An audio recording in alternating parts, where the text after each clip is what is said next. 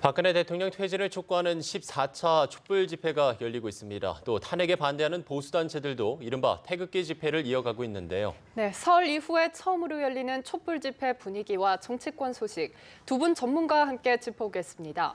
허성우 국가디자인연구소 이사장, 최진 세한대 대외부총장님과 함께합니다. 어서 오세요. 두 분 어서 오십시오. 안녕하십니까. 네, 말씀드린 것처럼 2월에 첫 촛불 집회가 열리고 있습니다. 박영수 특검팀의 청와대 압수수색이 불발이 됐고 또 탄핵 심리가 임박했다라는 이런 전망이 나오면서 집회 수위와 향후 동력에도 영향이 상당할 것 같거든요. 어떻게 보십니까?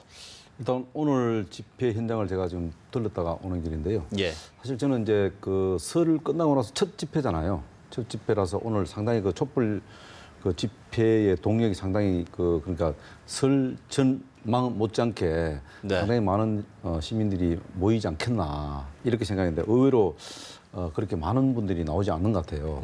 또 오히려 지금 그 한쪽에서 지금 태극기 집회가 열려 있잖아요. 태극기 집회에 모인 분들이 상당히 설 전만큼 상당히 많이 참석한 모습을 볼 수 있는데요. 이런 모습을 보면서 저는 이제 느낀 게 뭐냐면은 이게 이제 촛불 집회가 사실은 어떻게 보면 굉장히 순수한 집회였지 않습니까? 예. 근데 이제 집회 측에서 오늘 이제 그 사드 토크쇼를 한다고 했지 않습니까? 물론 그게 지금 김천이나 김천 사드 반대측 그리고 성주 사드 반대측의 주체로 열린다고 합니다만 어쨌든 거기에 지금 퇴진 행동 쪽에서 상당히 아마 주최 측과 관련해서 상당히 협의가 된 걸로 알고 있습니다. 그러다 보니까 그런 토크쇼를 한다는 것 자체가 뭔가 좀 이게 지금 계속 느슨해지는 그러니까 촛불 시위 자체가 좀 느슨해진다는 때문에 뭔가 새로운 동력을 만들기 위해서 사드 토크쇼를 하지 않았나 그런 느낌을 받는데요. 그래서 어쨌든 오늘은 이런 지금 촛불 집회의 동력이 조금 의외로 좀 떨어지는 모습을 보면서 이런 것이 이제 어떻게 보면 우리 집회 자체가 굉장히 이제 순수하다는 걸 느꼈는데 어쨌든 오늘 사드 토크쇼 그 자체에 대해서는 조금 저는 좀 부정적인 생각을 하고 있습니다. 예. 말씀처럼 오늘 촛불 집회에 이 사드 토크쇼가 예정이 되어 있습니다. 정말 일각에서는 탄핵 정국을 이용해서 어떤 촛불 민심의 순수성을 좀 해치는 거 아니냐 이런 비판이 나오고 있거든요. 어떻게 보세요? 지금 아직 제대로 이루어지지 않았지 않습니까? 사드 문제가 이루어졌고 또 논의가 된다면 어떤 방식으로 토크쇼가 이루어질지 좀 그걸 보고 난 다음에 이제 판단할 문제인데 우선 이제 그동안 시간이 많이 흘렀기 때문에 저는 집회의 동력이 오히려 저는 더 높아질 수가 있다. 왜냐하면요. 지금까지 특별하게 나온 것도 없고 계속 우여곡절이 있었기 때문에 양측이 민감해 있는 것 같아요. 그래서 이제 오늘 같은 경우는 촛불 집회 같은 경우는 지금 14번째인데 지금 청와대 그다음에 총리 공관 헌재 이 3방향으로 지금 행진하겠다는 거 아니겠습니까? 거기다가 오히려 이제 태극기 이 집회 쪽은 약간 더 좀 기세를 얻은 것 같기도 합니다. 지금 청와대 압수수색 이런 것들이 무산되기 때문에 그래서 성조기도 나오고 무슨 계엄령 선포라는 이런 얘기까지 나올 정도 보면 지금 양쪽이 팽팽하게 긴장감이 흐르고 있다.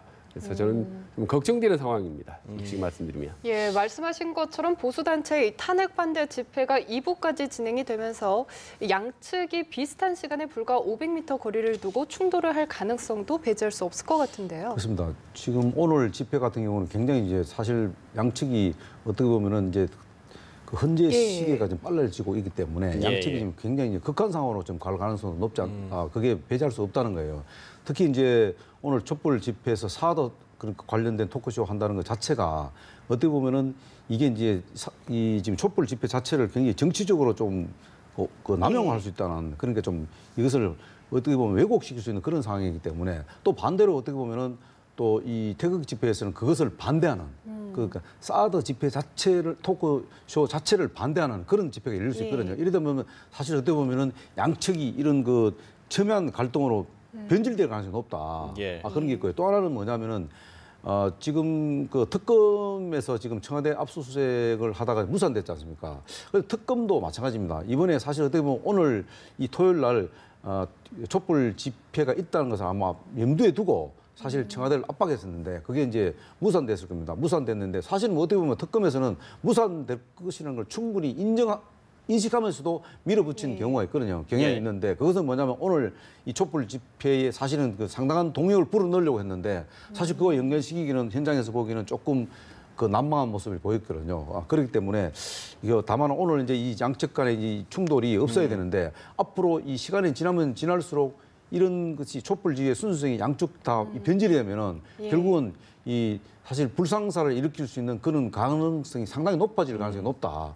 그렇게 보고 있습니다. 저도 예. 한 말씀만 덧붙이면 뭐 사드를 비롯한 그런 국가 안보 문제 같은 부분이 이 집회 한 복판으로 오는 건 좀 자제했으면 좋겠다. 왜냐하면요 진보나 보수 진영이 너무 다릅니다. 접점이 없어요. 예. 그럴 뿐만 아니라 또 보수 진영 같은 경우는 이거는 아주 예민합니다. 이렇게 예비역 군인들이 사실 많거든요. 연로하신 분들이 그렇기 때문에 이건 자칫하면 불에 이렇게 휘발유를 던지는 격이기 때문에 사드라든지 이런 민감한 그런 대북 문제라든지 북핵 문제라든지 이런 안보 문제는 가능한 이 광장으로 나오지 않겠으면 좋겠다는 게 제 개인적인 생각입니다. 예. 일단 뭐 두 분 말씀처럼 모쪼록 좀 평화적인 집회로 좀 마무리가 됐으면 좋겠다는 생각을 가져봅니다. 특검이 청와대 압수수색이 불발되자 황대행에게 협조 공문을 보내서 황대행 측이 이 추가로 드릴 말씀이 없다 이런 입장을 일단 전했거든요. 그러니까 더 이상 뭐 응대하지 않겠다 뭐 이런 의미로 받아들일 수 있을까요? 네, 저는 그렇게 봅니다. 그리고 애당초에 황교안 대행에게 뭐 특검에 대한 협조적인 분위기를 얻어낸다는 그 기대가 무마한 거죠. 왜냐하면 박근혜 대통령이 아바타라고 비판을 야당으로부터 받을 정도로 어떤 뭐 박근혜 대통령이 직접 임명한 그런 총리인데 네. 대통령이 뭐 청와대 압수를 수색하고 하는 부분들을 협조할 리가 만무하죠. 그래서 이거는 일단 그 법적인 절차와 어떤 완결 과정을 향해서 가는 그런 하나의 과정이라고 봅니다. 특검 입장에서는. 예. 저는 좀 반대 입장을 좀 보이고 싶은 게요.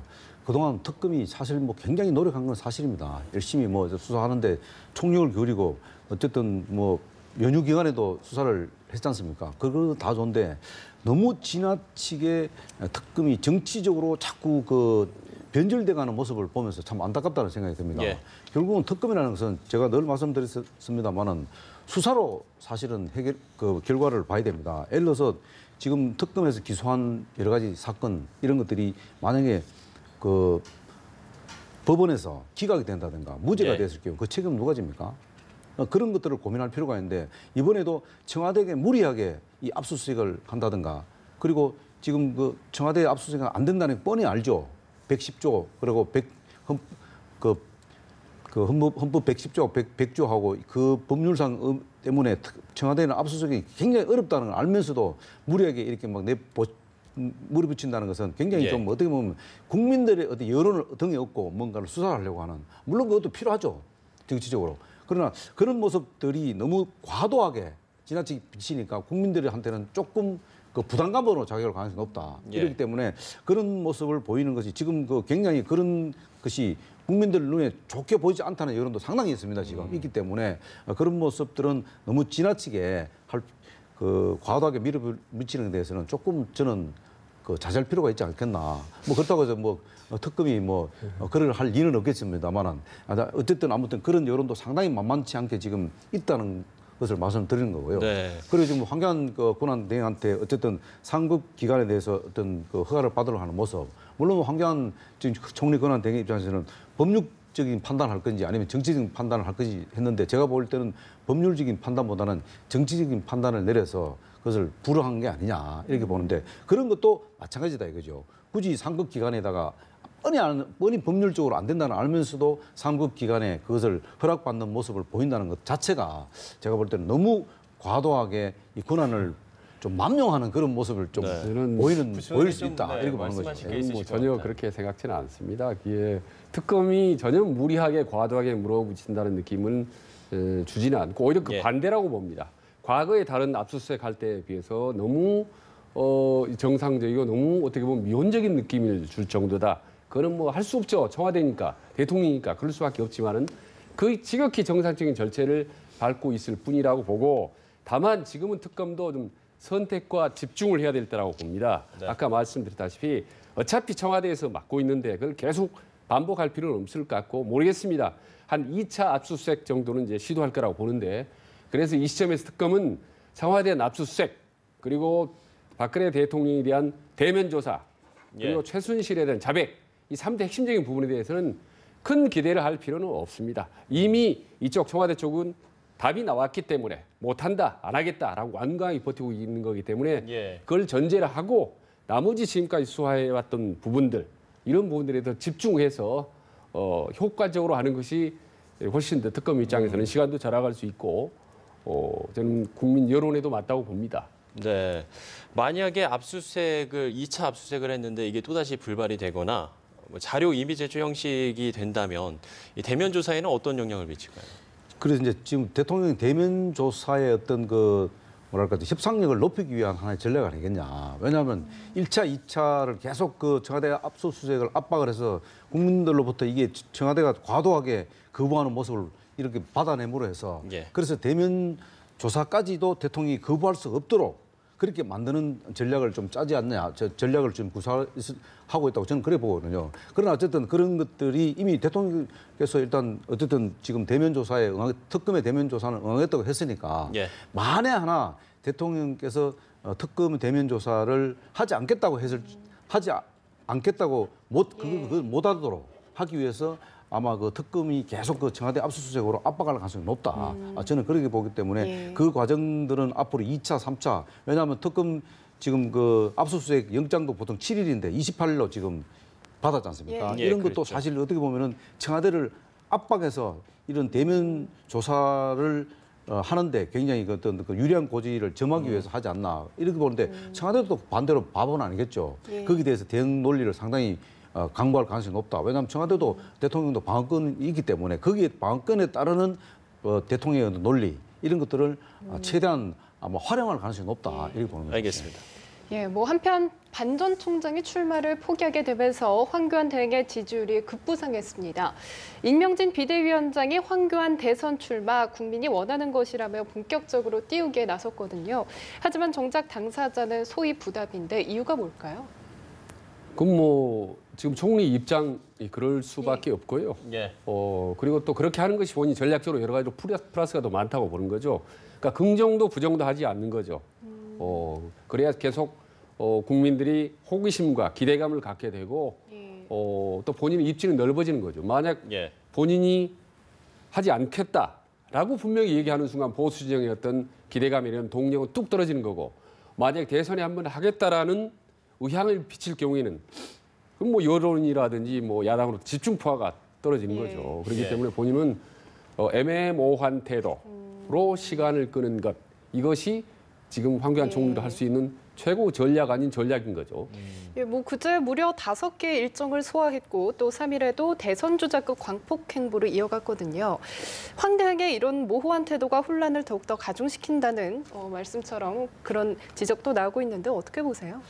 그렇습니다. 지금 최 교수님 말씀하신 대로 저도 뭐 그 같은 생각을 하고 있는데 지금 예. 황교안 권한대행이 침묵을 지키면 지킬수록 굉장히 지금 정치권의 혼란 상황이 아마 지속될 겁니다. 다만 이제 황교안 권한대행이 지금 어떻게 보면은 여론을 좀 추이를 지켜보는 거 아니냐. 예. 지금 각종 여론조사에서 박용훈 전 사무총장이 사실 그 갑작스럽게 사퇴를 함으로 해서 사실 그 박용훈 전 사무총장을 지지했던 사람들이 그 일부가 상당 부분이 지금 그 황교안 권한대행으로 쏠리고 있는 상황이잖아요. 그런데 생각보다는 2위는 2위지만 생각보다는 그렇게 높지 않다는 거예요. 사실 그 정도 되면은 15% 정도로 10% 이상을 흡수했다면 적어도 15%에서 20% 그 사이에 지지율을 받아야 되는데 어떻게 보면은 다면 그 다자 구도에서도 사실은 10% 미만에 와 있거든요. 이것은 뭐냐면 아직까지는 지금 황교안 권한대행에 대해서 뭔가 좀 부정적인 생각을 많이 하고 있다는 거예요. 과연 황교안 권한대행인데 그것을 어떻게 보면은 범여권에서 차출해서 만약에 대선에 내보냈을 적에 과연 황교안 권한대행이 본선에서 승리할 수 있을까 하는 부분에 이 부분에 대해서 굉장히 고민들을 하는 것 같아요. 그러나 어쨌든 이달 2월 중에는 뭔가 황교안 권한대행도 양당 간에 결정 내릴 가능성이 있지 않겠나. 네. 그러면서 황교안 권한대행은 어쨌든 여론의 추이를 지속적으로 보면서 지금 방금 말씀대로 광폭 행보는 아마 계속될 가능성이 높다. 그러면서 여론의 추이를 지켜보면서 2월 말쯤에서 뭔가를 답을 내놓지 않겠나 예. 그렇게 봅니다. 그러니까 두 분의 말씀이 그 전략 아닌 전략이다 이렇게 말씀을 하시는 것 같네요. 다만 이제 한 가지 좀 아쉬운 것은 이제 반기문 전 사무총장처럼 아니면 말고식으로 이렇게 해서는 안 된다는 거죠. 그러면은 황교안 권한대행은 굉장히 무책임한 상황으로 몰릴 가능성이 높다. 네. 반기문 전 사무총장이 아니면 말고식의 행보를 해서 사퇴를 벌였지 않습니까? 이런 것 때문에 굉장히 보수가 지금 멘붕에 빠져 있는 상태거든요. 네. 그렇기 때문에 황교안 권한대행도 뭔가는 그런 아니면 말고식의 행보는 언제까지 할 것인지 제가 볼 때는 그렇게 오래 가지는 않을 것이다. 그래 보는 거죠. 뭔가 양단하게 결정을 내지 않겠나. 알겠습니다. 만약에 헌재 탄핵 심판이 인용될 경우에 대선 30일 전에 사퇴를 한다면 이 황대행 출마의 법적 문제는 없거든요. 그런데 만약에 이렇게 대행의 대행 체제가 이제 되기 때문에 이 부분에 대해서 어떤 여론의 좀 이야기들이 나올 것 같은데 그런 부분은 어떻게 보세요? 그러니까 아주 우리가 듣도 못한 해괴한 모양이 등장을 하는 거죠. 그리고 아마 국제적으로도 좀 모르겠습니다. 좀 조롱거리가 될 수도 모르겠습니다. 그리고 국민들 입장에서 참 기가 막힌 상황이 등장을 하게 되는 거죠. 아마 많은 비판들이 제기가 될 겁니다. 특히 현직 여자 검사가 이렇게 페이스북에 떠서 무슨 뭐 총리가 앞으로 추한 모습을 보여주지 않았으면 좋겠다. 뭐 이런 벌써부터 지금 그런 움직임들이 법조계에서 나오고 있거든요. 다만 이게 이제 점점 시간이 지나고 헌재가 인용이 되고 급격하게 대선 바람이 몰아치면은 그런 여론보다는 보수 후보냐 진보 후보자라는 정치 바람이 불어버리거든요. 그래서 국민의 여론이 묻혀버릴 수가 있습니다. 그래서 그런 것을 상당히 은연중에 이제 보수정에서는 기대할지도 모르겠죠. 근데 그리고 하나 더 덧붙이면 그동안 박정희 정부 이후 한 10여 명의 총리 출신이 많이 대선 후보로 거론이 되고 화마표에 올라왔지만은 마지막까지 한번 출마를 했던 사람은 정치권에 오래 몸담았던 이회창 총재 외에는 없습니다. 그렇기 때문에 황교안 총리 어떻게 보면 전형적으로 공직을 밟아온 정통 관료 출신이기 때문에 과연 본선까지 갈 수 있을까? 어느 순간 본인이 독자적 깃발을 들까라는 부분은 상당히 저는 개인적으로 회의적입니다. 이번에는 야권으로 가보겠습니다. 반 전 총장의 불출마로 안희정 지사가 가파른 상승세를 타고 있습니다. 과연 문 전 대표를 뛰어넘을 수 있을까요? 어떻게 보세요? 저는 이제 두 가지, 그러니까 뛰어넘을 건지 말 건지 하는 부분에 두 가지를 지켜봐야 될 게 이번에 어쨌든 민주당 경선은 이미 이제 시작됐고 경선과 관련해서 어쨌든 지금 그 2위를 할 가능성이 지금 현재로서 매우 높지 않습니까? 그 1, 2위와 2위의 격차를 얼마나 좁히느냐. 그것이 굉장히 관건이, 첫 번째 하나 관건이고, 두 번째는 또 하나는 뭐냐면은 어떻게 보면은 상황이 역전을 시켜서 사실 그 문재인 그 전 대표를 역전시킬 수 있는 그런 상황도 올 수도 있다는 거죠. 그렇기 때문에 그것은 좀 뭐 어떻게 보면 가능성이 좀 낮지만은 그래도 안희정 지금 그 지사 그 후보 입장에서 볼 때는 중도 세력을 지금 규합을 하면서 가는 이런 안정된 모습은 상당히 문재인 대표한테는 위협적으로 지금 다가오고 있는 거예요. 그렇기 때문에 제가 볼 때는 안희정 지금 후보 입장에서는 어떻게 해서든지 그 문재인 대표와의 결선 투표까지 가기 위해서 1위와 2위의 격차를 얼마만큼 좁히느냐 이것이 굉장히 관전 포인트가 아니겠냐. 그런 점에서 볼 때는 어떻게든 지금은 이제 세대 교체네 그러니까 50대 기수론, 세대 교체 이런 것들과 맞물려서 과연 이런 문재인 대표를 능가하는 그런 정책이라든가 국정 아젠다라든가 이런 것들을 선점해서 갈 수 있는 부분인데 이 또 사실 어떻게 보면 그 두 사람 다 어쨌든 그 친노 세력에서 뿌리가 친노 세력이 있잖아요. 그런데 안희정 대표 같은 경우는 지금 그 친노 세력의 어떤 그 색깔을 굉장히 지금 그 지우고 있는 입장이다 보니까 과연 그 친노 세력 입장에서 이 그 친노 세력을 지우고 있는 그 색깔을 지우고 있는 안희정 후보를 얼마만큼 지지할 거냐 이것이 굉장히 관건일 가능성이 높다 이렇게 봅니다. 안철수 전 대표 이야기를 좀 해보겠습니다. 안철수 전 대표의 지금 지지율이 상당히 답보 상태거든요. 어떤 반등의 기회가 있을까요? 뭐 반등을 하려면 어떤 전략을 가져가야 될까요? 지금 대중을 상대로 지금까지 해온 행동 패턴으로 하면은 사실 여론조사 지지율이 팍 올라가기 쉽지 않습니다. 그런데 지금 가장 확실한 기반은 호남 아니겠습니까? 안철수 전 지사의 국민의당이 가지고 있는 기반이 호남인데 호남에 있는 맹장들이 있습니다. 3선, 4선 국회의원들이 상대 30여 명이 넘지 않습니까? 이 30여 명의 의원들이 안철수 대통령을 만들기 위해서 총률 경주에서 뛸 경우에 호남을 중심으로 한 이 전파력이 퍼져서 서울, 경기도, 수도권까지 영향을 미칠 겁니다. 그럼 상당히 단기간 동안에 지도가 뛸 수 있다고 보는 거죠. 그런데 현재는 안철수 혼자 열심히 뛰고 있지 호남출신 의원들이 적극적으로 뛰지 않습니다. 그래서 밖으로 돌아다니기보다는 내부 집안 단속, 안철수 의원은 자기 지지 기반, 동료 의원들에 대해서 인센티브를 주고 함께 가는 이 단결된 집토끼 잡는 일, 이것부터 먼저 하는 것이 저는 지지도를 올리는 가장 큰 첩경이라고 봅니다.